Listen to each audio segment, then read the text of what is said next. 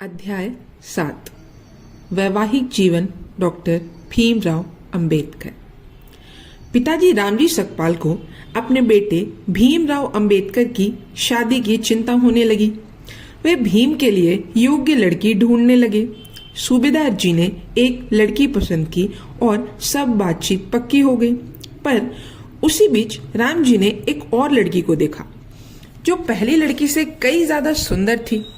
राम जी ने पहली लड़की के पिता को जवाब दे दिया, परंतु लड़की के पिता ने जाति पंचायत में सवाल उठाया। राम जी सूबेदार ने अपना अपराध स्वीकार किया और पंचायत ने 5 रुपए जुर्माना लगाया जो राम जी को भरना पड़ा।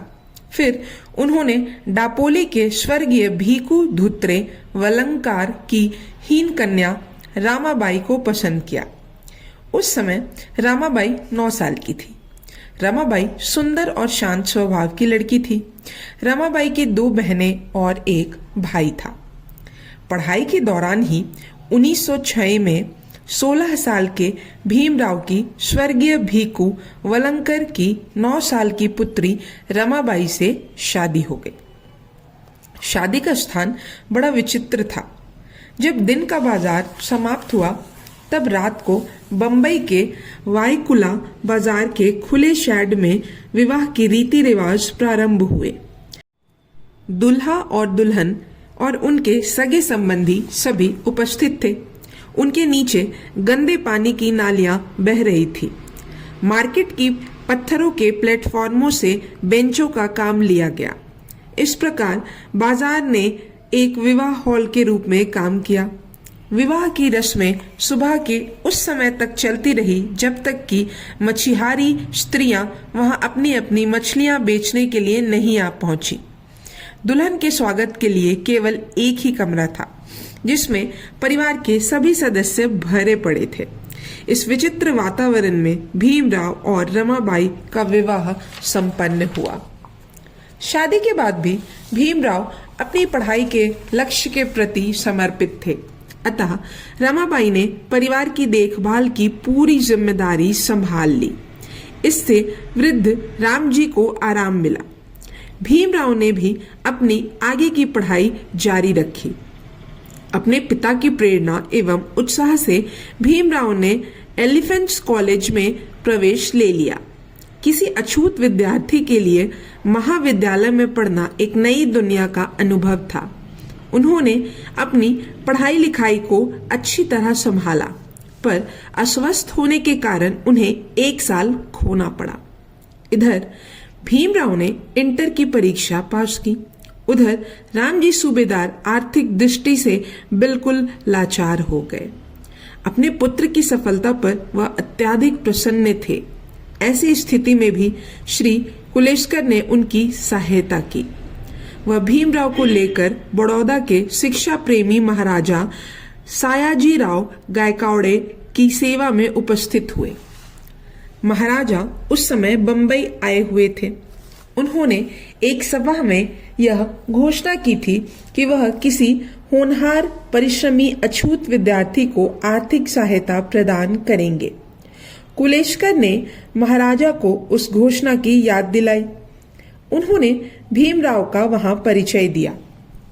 महाराजा ने भीमराव से कुछ सवाल किए जिनका उत्तर भीमराव ने बड़े सुंदर ढंग से दिया। महाराजा भीमराव से बड़े प्रसन्न हुए और भीमराव की बुद्धि एवं व्यक्तित्व को परखकर 25 रुपए मासिक छात्रवृत्ति देना स्वीकार किया। राम जी चाहते थे कि भीम किसी भी तरह बीए पास कर ले। वह भीम को 9 बजे ही सुला देते और स्वयं उसके कमरे के सामने बैठे रहते। राम जी 2 बजे भीम को जगा देते ताकि वह पढ़ने का अभ्यास करता रहे। भीम को 2 बजे से पढ़ना मुश्किल लगता था, लेकिन सूबेदार जी के सामने उनकी एक नहीं चलती थी।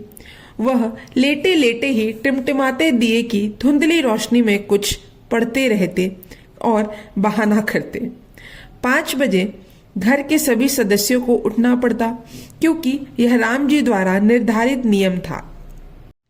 राम जी सैनिक अनुशासन से प्रभावित थे और वे घर में भी वैसा ही कड़ा अनुशासन रखना चाहते थे।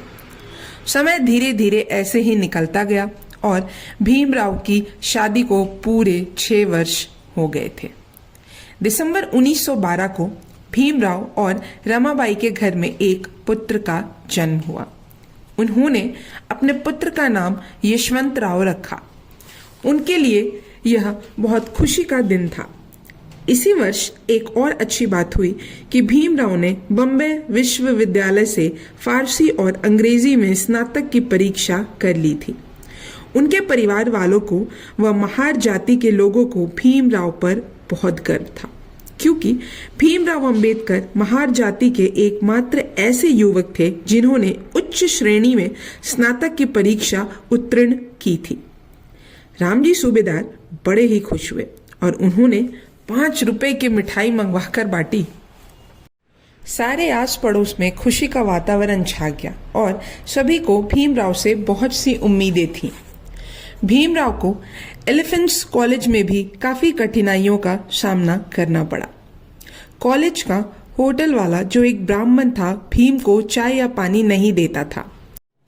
बचपन में जहां भीम को स्कूल में पीने का पानी नसीब नहीं हुआ था, वहीं एलिफेंट्स कॉलेज में भी कुछ ऐसा ही वातावरण था।